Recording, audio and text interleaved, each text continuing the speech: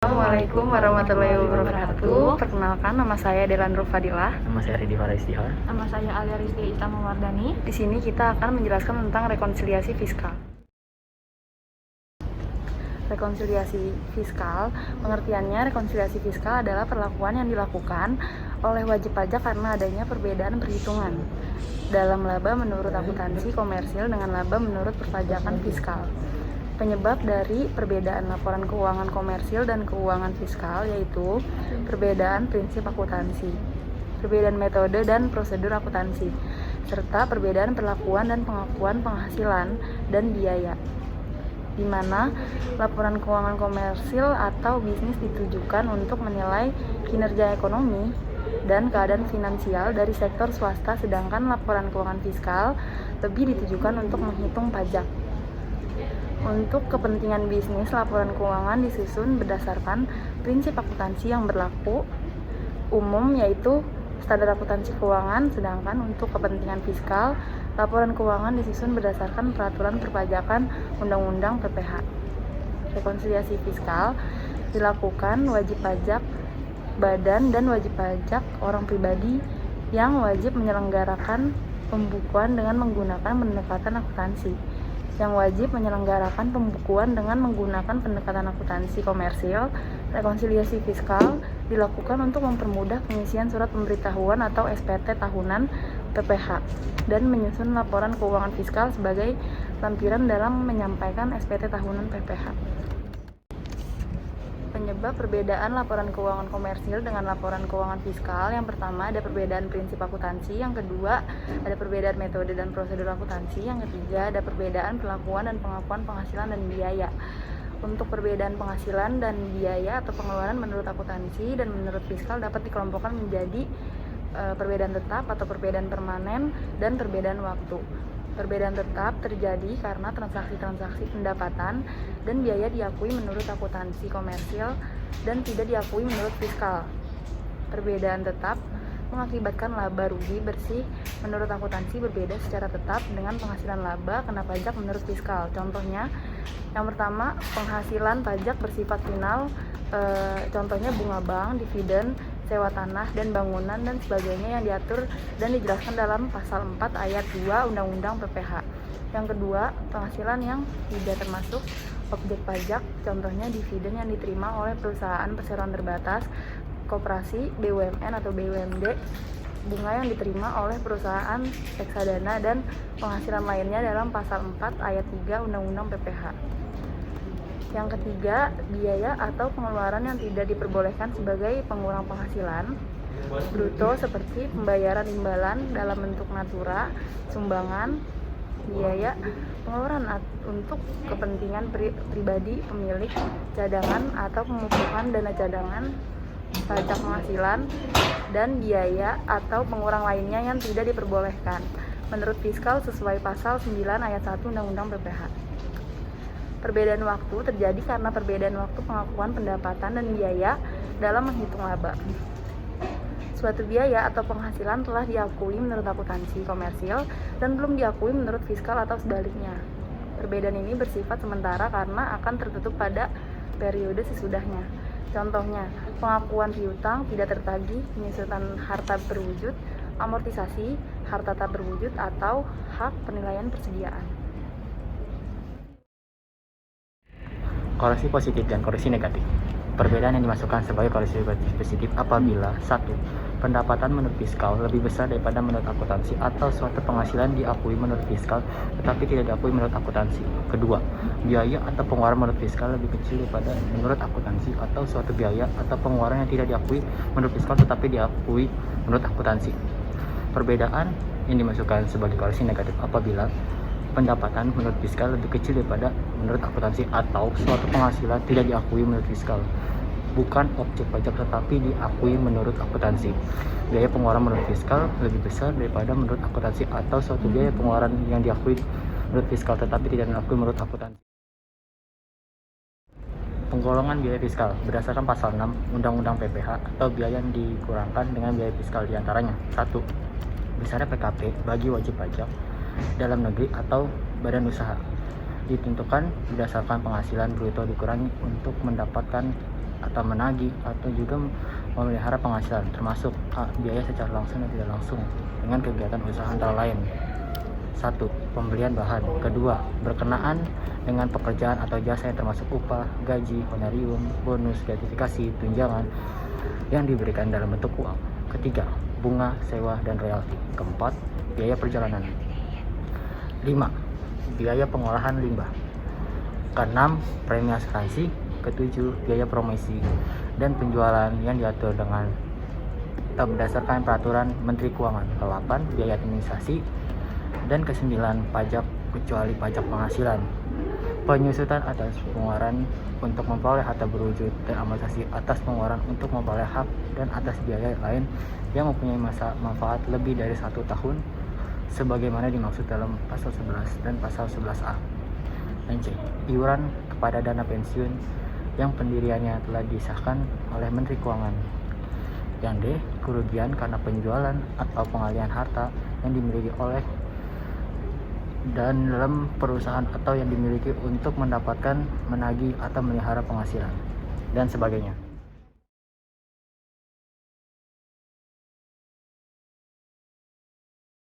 Pasal 9 Undang-Undang PPH atau biaya yang tidak dapat dikurangkan dengan biaya fiskal diantaranya untuk menentukan besarnya PKP bagi WPDN dan BAR tidak diboleh dikurangkan. A. Pembagian laba dengan nama dan dalam bentuk apapun seperti dividen, termasuk dividen yang dibayarkan oleh perusahaan asuransi kepada pemegang polis, dan pembagian sisa hasil usaha koperasi. B. Biaya yang dibebankan atau dikeluarkan untuk kepentingan pribadi pemegang saham, sekutu, atau anggota. Dan C. Pembentukan atau pemukaan dana cadangan kecuali cadangan piutang tidak tertagih untuk usaha bank dan sewa guna usaha dengan hak opsi cadangan untuk usaha asuransi dan cadangan biaya reklamasi usaha pertambangan yang ketentuannya dengan syarat-syaratnya ditetapkan berdasarkan keputusan Menteri Keuangan. Yang D. Premi asuransi kesehatan, kecelakaan, jiwa, dan dwiguna serta beasiswa yang dibayar oleh wajib pajak orang pribadi kecuali dibayar oleh pemberi kerja dan premi tersebut dihitung sebagai penghasilan bagi wajib pajak yang bersangkutan, dan sebagainya.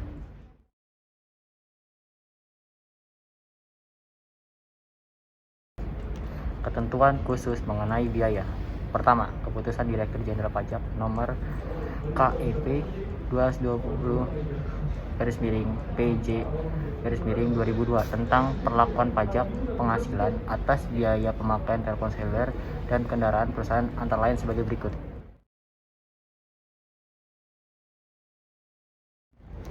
Yang kedua, Surat Edaran Direktur Jenderal Pajak Nomor SE/PJ/22 tahun 1986 tentang biaya entertainment dan sejenisnya, antara lain sebagai berikut.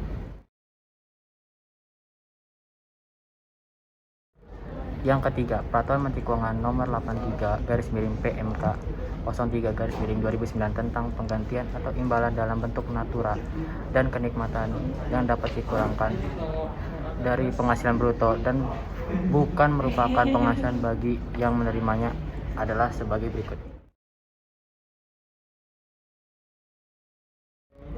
Yang keempat, Peraturan Menteri Keuangan Nomor 02/PMK 03/2010 tentang biaya promosi yang dapat dikurangkan dari penghasilan bruto sebagai berikut.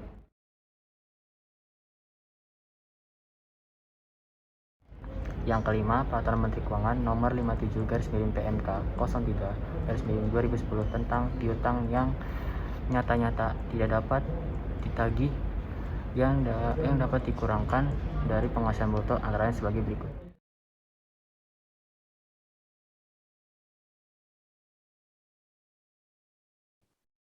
Untuk mengetahui lebih jelas mengenai rekonsiliasi fiskal, mari kita masuk ke dalam contoh soal latihan rekonsiliasi fiskal.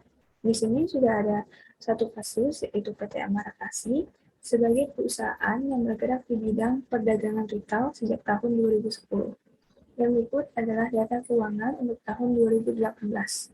Di sini ada penjualan, persediaan awal, pembelian, diskon pembelian, biaya angkut masuk, persediaan akhir, dan biaya-biaya yang terjadi pada PT Amara Kasih serta ada penghasilan dari luar usaha. Di sini juga tertera jelas ada informasi tambahan, di antaranya satu, dalam beban gaji dan tunjangan ada pemberian kepada karyawan dalam bentuk bahan makanan seharga 230 juta. Kedua, ada uang pengganti pengobatan dibayarkan dengan sistem reimbursement atau penggantian uang.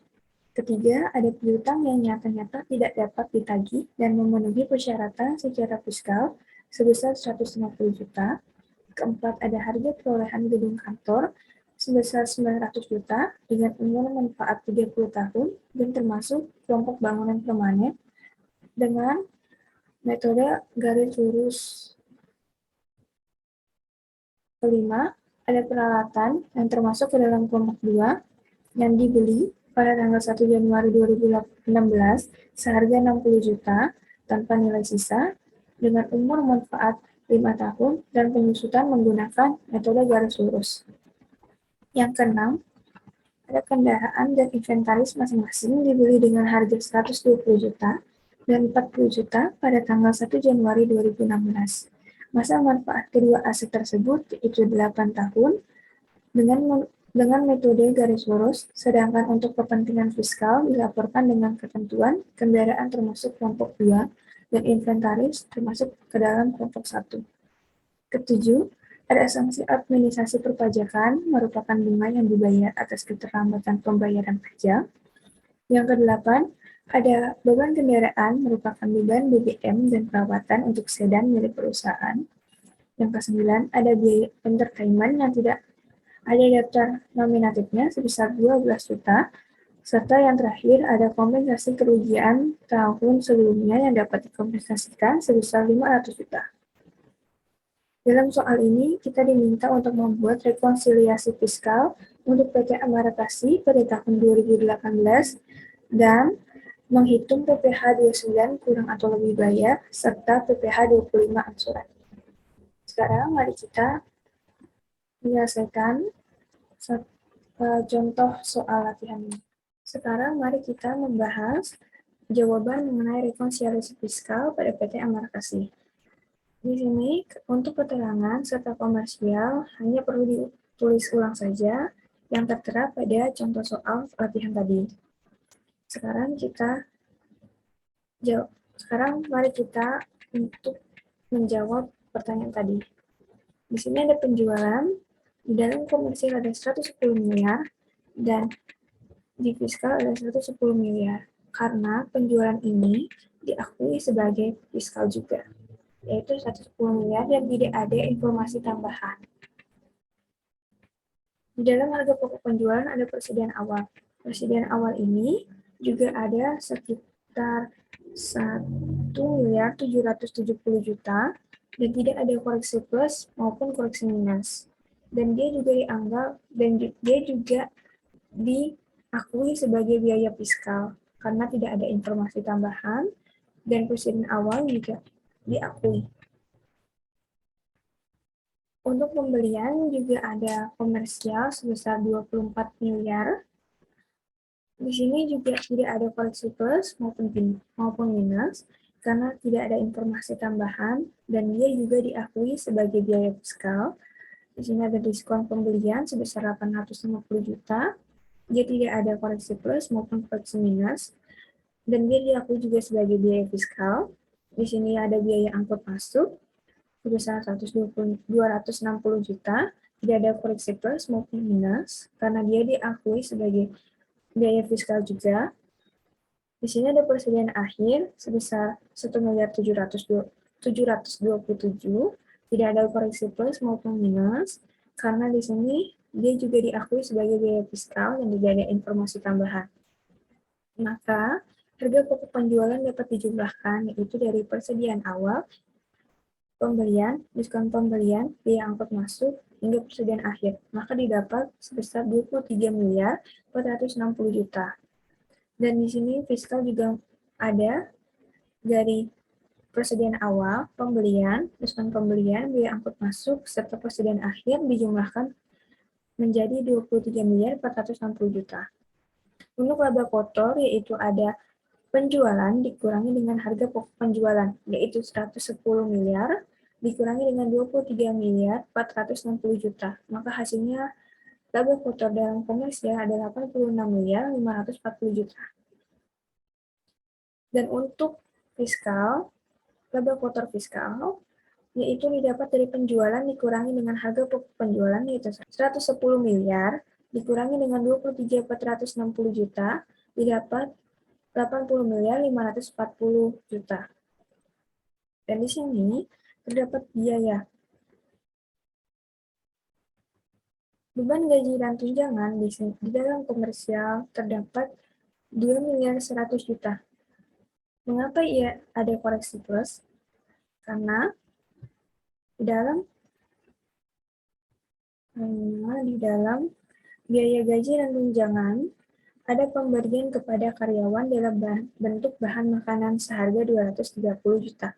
Di sini, bentuk bahan makanan tidak bisa diakui sebagai biaya fiskal, sehingga 230 juta ini menjadi koreksi plus karena dia tidak dapat diakui sebagai biaya fiskal.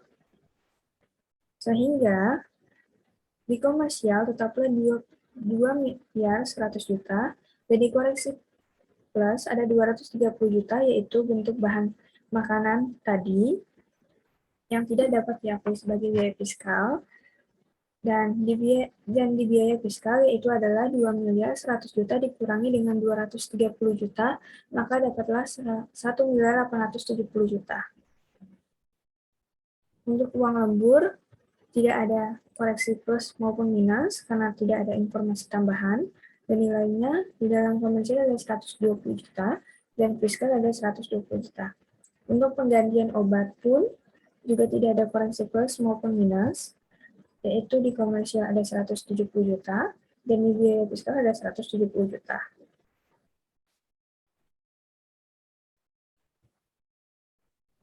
Untuk beban umum dan administrasi ada sebesar 360 juta, dan tidak ada koreksi plus maupun minus karena tidak ada informasi tambahan, sehingga dapat diakui sebagai biaya juga, yaitu sebesar 360 juta.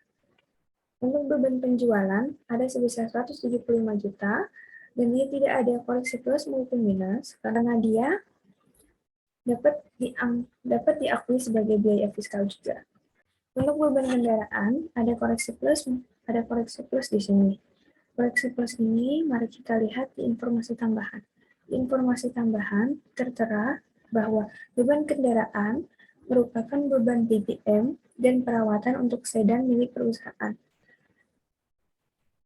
Di sini tertera bahwa sedan, untuk perhitungan sedan, di dalam biaya fiskal diakui adalah harga tersebut dikali dengan 50%. Sehingga yang hanya diakui oleh fiskal ini adalah 160 juta dikali dengan 50%. Itu 160 juta. Harga beban kendaraannya dikali dengan 50% karena dia adalah sedan. Jadi di laporan fiskal ada 80 juta, dari 160 juta dikali dengan 50%, dan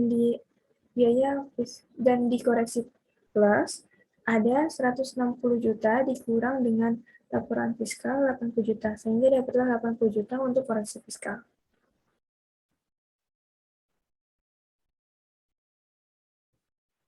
Untuk biaya piutang tak tertagih di komersial ada 220 juta, dan di koreksi plus ada 70 juta, karena informasi tersebut ada lebih jelas di dalam informasi tambahan. Di sini tertera jelas bahwa piutang yang nyata-nyatanya tidak dapat ditagih dan memenuhi persyaratan secara fiskal adalah sebesar 150 juta. Jadi, di sini yang dapat diakui sebagai biaya fiskal hanyalah 150 juta. Sehingga, dalam biaya piutang tertagih, di laporan biaya fiskal hanya ada 150 juta. Sehingga, sisanya 220 juta dikurang dengan 150 juta, menghasilkan 70 juta untuk koreksi plus. Di sini ada biaya penyusutan gedung kantor. Untuk mengetahui lebih jelas mengenai perhitungan penyusutan, mari kita lihat berikut ini. Perhitungan penyusutan menurut fiskal itu adalah harga perolehan dikali dengan tarif. Sehingga untuk gedung kantor, harga perolehannya itu adalah 900 juta. Dia termasuk ke dalam kelompok permanen dengan tarif 5%, sehingga penyusutannya adalah 900 juta. Dikali dengan 5%, maka hasilnya adalah 45 juta untuk penyusutan gedung kantor. Untuk peralatan, harga perolehannya adalah 60 juta dengan kelompok aktiva kedua dengan tarif 12,5%, sehingga penyusutannya adalah 60 juta dikali dengan 12,5%, yaitu didapatkan 7.500.000. Untuk kendaraan, ada sekitar harga perolehannya itu 120 juta, termasuk kelompok aktiva kedua, dan dengan tarif 12,5%, dengan penyusutannya itu adalah 6 juta, itu adalah 120 juta dikali dengan 12,5%, didapatkan 6 juta untuk penyusutan kendaraan. Untuk inventaris, harga perolehannya adalah 40 juta dengan kelompok aktiva 1, dan dengan tarif 25%, sehingga penyusutan didapatkan 40 juta dikali dengan 25%, sehingga hasilnya adalah 10 juta untuk penyusutan inventaris. Dengan perhitungan ini, maka kita bisa mengetahui biaya fiskal untuk penyusutan gedung kantor, peralatan kendaraan, serta inventaris. Penyusutan gedung kantor di komersial ada sekitar 40 juta. Tetapi, untuk perhitungan menurut fiskal, untuk penyusutan gedung kantor ada sekitar 45 juta. Dimasukkan koreksi negatif karena biaya fiskal ini melebihi dari laporan komersial, sehingga lebihnya ini dimasukkan ke dalam negatif. Sehingga gedung kantor ini di dalam komersial ada sekitar 40 juta. Dan di dalam laporan fiskal ada 45 juta. Laporan fiskal ini adalah yang tadi kita hitungkan dalam penyusutan yang tadi. Didapat 45 juta ini masuk ke dalam koreksi negatif sebesar 5 juta karena terdapat selisih antara laporan fiskal dengan laporan komersial, dengan laporan fiskal ini lebih besar daripada laporan komersial, sehingga selisihnya ini dimasukkan ke dalam negatif. Jika laporan komersial dengan laporan fiskal lebih besar laporan komersial, maka selisihnya dimasukkan ke dalam positif. Dan dalam kasus penyusutan gedung kantor ini, dimasukkan ke dalam koreksi negatif karena nilai penyusutan yang diakui menurut fiskal melalui perhitungan fiskal lebih besar daripada laporan komersial, sehingga selisihnya dimasukkan ke dalam negatif. Untuk penyusutan peralatan, di sini ada 22 juta dalam laporan komersial, dan di dalam perhitungan menurut fiskal ada sekitar 7.500.000. Maka selisihnya ini dimasukkan di dalam koreksi positif karena laporan komersial lebih besar nilainya daripada laporan fiskal. Dan sama untuk penyusutan kendaraan, ada di laporan komersial sebesar 28 juta, dan di dalam laporan fiskal ada sekitar 6 juta. Dan selisihnya dimasukkan ke dalam koreksi positif karena nilai laporan komersial lebih besar daripada nilai laporan fiskal.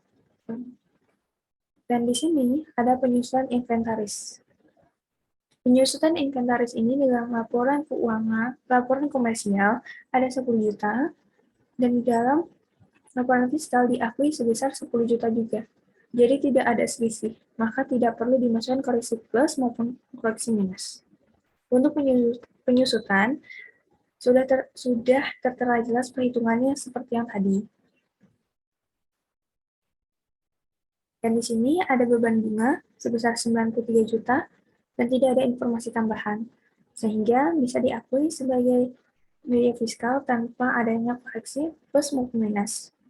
Di sini juga ada beban promosi sebesar 305 juta, tidak ada koreksi plus maupun minus karena tidak ada informasi tambahan dan dia diakui sebagai biaya fiskal sebesar 305 juta. Di sini ada beban sanksi administrasi pajak sebesar 11.200. Mengapa dia tidak dituliskan di dalam laporan, tidak ditulis atau tidak diakui sebagai laporan fiskal? Karena beban sanksi administrasi pajak itu tidak diakui atau tidak boleh dikurangkan dengan laporan fiskal. Sehingga di dalam laporan fiskal dia tidak diakui dan hasilnya dan nilainya adalah 0. Sehingga 11.200 ini selisihnya dimasukkan ke dalam koreksi plus. Dan untuk beban PPh pasal 21, kenapa dia tidak juga dilaporkan, tidak juga ditulis atau tidak ada di dalam laporan fiskal? Karena dia tidak diakui sebagai biaya yang boleh dikurangkan untuk laporan fiskal. Untuk biaya yang tidak boleh untuk dikurangkan dengan perpajakan. Sehingga selisih ini dimasukkan ke dalam koreksi plus. Sedangkan untuk sumbangan tidak berkaitan dengan perusahaan juga tidak bisa dimasukkan atau tidak boleh dikurangkan dengan biaya fiskal sehingga nilainya adalah 0. Dan masuk koreksi plus 15.200. Dan ini ada biaya entertainment sebesar 30 juta. Dia ada koreksi plus karena dia dalam informasi tambahan tertera bahwa dia tidak memiliki daftar nominatifnya sebesar 12 juta. Di dalam laporan fiskal ini, jika tidak ada daftar nominatifnya atau tidak ada buktinya, maka tidak bisa termasuk ke dalam laporan fiskal atau tidak bisa dikurangkan sebagai biaya di dalam perpajakan. Sehingga 12 juta ini tidak bisa dianggap sebagai biaya dalam perpajakan. Dan 12 juta ini termasuk ke dalam koreksi plus. Dan 18 juta didapat dari 30 juta dikurang dengan 12 juta. Dapatlah 18 juta dalam laporan fiskal atau biaya yang dapat diakui sebagai biaya untuk mengurangi dalam biaya entertainment dalam perpajakan. Total biaya usaha ini didapat dari perjumlahan antara biaya pertama ini, ada beban gaji dan tunjangan, hingga ke biaya entertainment. Itu adalah total biaya usaha, jumlah total biaya usaha. Dan sini ada 472.900.000, itu adalah perjumlahan antara beban gaji dan tunjangan dalam koreksi plus hingga biaya entertainment. Terdapat 472.900.000 dalam koreksi plus. Dan di sini untuk total biaya usaha di laporan fiskal juga sama, yaitu perjumlahan dari beban gaji dan tunjangan hingga biaya entertainment. Itu sebesar 3.409.500.000. Di sini ada total laba usaha. Total laba usaha ini didapat dari laba kotor ini dikurangkan dengan total biaya usaha. Jadilah hasilnya adalah 82.662.600.000. Dan juga sama di laporan fiskal juga ada total laba usaha didapat dari laba kotor fiskal ini dikurangkan dengan total biaya usaha, yaitu sebesar 3.409.500.000. Jadi hasilnya adalah 83.130.500.000. Penghasilan biaya buat usaha. Pertama ada penghasilan dengan deposito, di dalam laporan komersial ada 165 juta.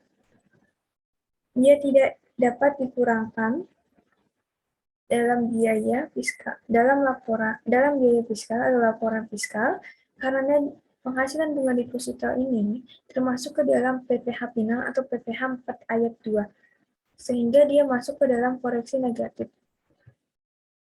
Untuk penghasilan dividen saham 20%, dalam laporan komersial ada 130 juta, dan laporan fiskal ada 130 juta.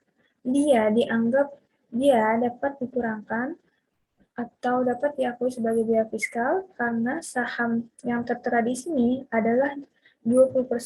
Jika berada di atas 25%, jika berada di atas 25%, maka dividen ini tidak dapat diakui sebagai biaya fiskal. Maka jika di atas 25%, dia akan masuk ke dalam koreksi negatif. Di sini, yang ketiga ada menyewakan mobil kepada PT Kinan sebesar 27.400.000 yang diakui dalam laporan komersial dan juga diakui ke dalam laporan fiskal. Untuk bunga pinjaman dari CV Alina juga sama, ada 53 juta dari laporan komersial dan juga diakui sebagai biaya oleh laporan fiskal sebesar 53 juta. Dan di sini juga ada penghasilan sewa bangunan sebesar 200 juta dan dia tidak dapat diakui sebagai biaya karena dia termasuk ke dalam PPh final atau PPh 4 ayat 2 sehingga dimasukkan ke dalam koreksi negatif. Untuk penghasilan dan biaya luar usaha ini didapatkan dari penghasilan bunga deposito dijumlahkan sampai dengan penghasilan sewa bunga, dapatlah 575.400.000. Dan di sini juga ada penghasilan biaya luar usaha dari koreksi negatif, yaitu ada penghasilan bunga deposito, dan penghasilan sewa bunga dapatlah 365 juta. Dan di sini ada penghasilan dan biaya luar usaha dari laporan fiskal, yaitu adalah penghasilan dividen saham 20%, menyewakan mobil, bunga pinjaman, maka didapatkanlah 210.400.000.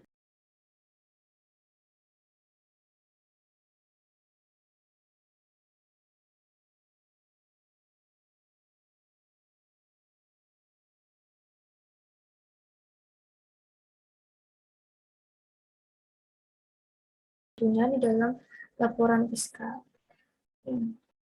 Laba bersih ini didapatkan dari total laba usaha ditambah dengan penghasilan dan biaya luar usaha, sehingga didapatkan 83.238 juta.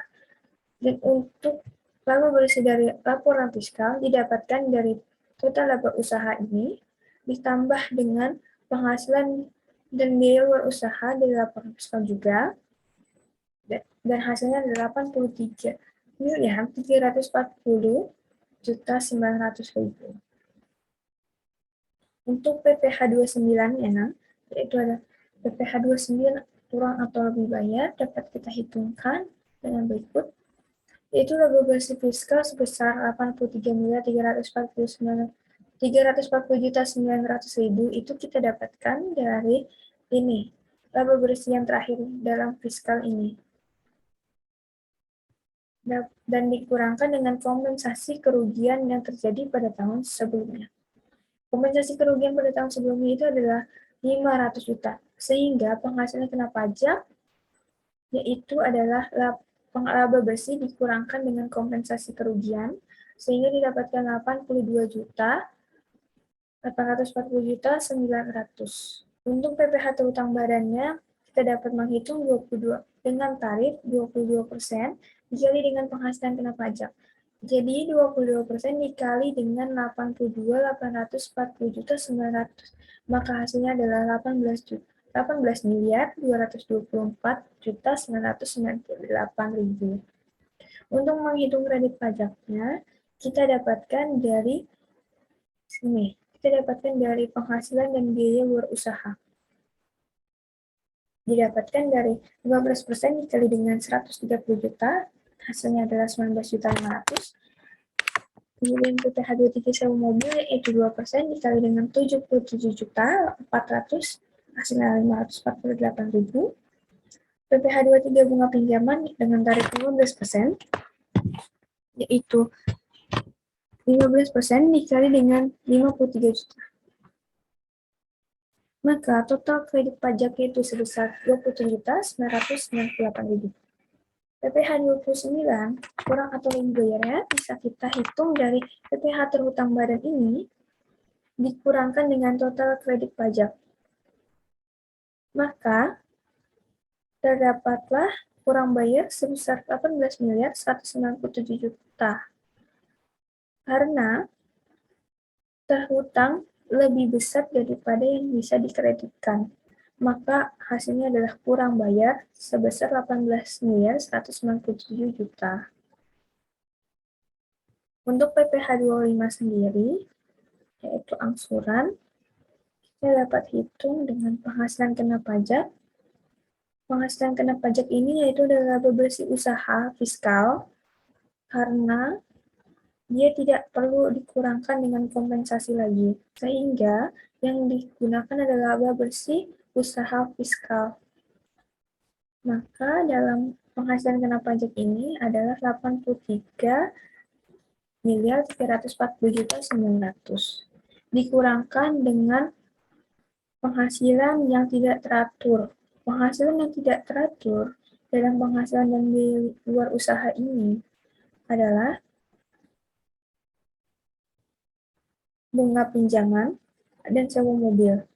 Bunga pinjaman itu ada 7.950.000 dan sewa mobil 548.000 dan diambil dari PPh 29 sendiri. Sehingga didapatkan totalnya dari bunga pinjaman dan sewa mobil yaitu adalah 8.498.000 yang dapat dikurangkan dengan penghasilan kena pajak, sehingga menjadi penghasilan yang dapat menjadi angsuran yaitu sekitar 83.332.402 dari penghasilan kena pajak dikurangi dengan total bunga pinjaman serta sewa mobil. Untuk PPh terhutang badan itu dapat dihitung dengan tarif 22% dikali dengan penghasilan yang menjadi angsuran. 22% dikali dengan ini. Maka hasilnya adalah 18.330.128.440 rupiah. Untuk kredit pajak, yaitu adalah penghasilan yang teratur. Itu adalah PPh 23 dividen 15%. Diambil dari sini.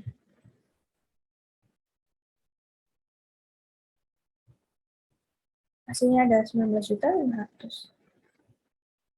19.500 adalah hasil ini.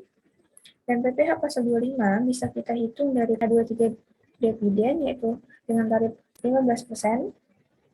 PPh terhutang badan dikurangi dengan 19.500 atau total kredit pajak. Maka PPh pasal 25 didapatkan 18.313.628.440 rupiah. Untuk PPh pasal 25 per bulan ini adalah ini 18 PPh pasal 25 dibagi dengan 12 atau banyaknya bulan dalam bagian tahun pajak yang berjalan. Jadi, PPh pasal 25 per bulan ini adalah 18.313.628.440 dibagi dengan 12. Maka hasilnya adalah 1.535.735.703 rupiah. Maka itu adalah PPh pasal 25 per bulan.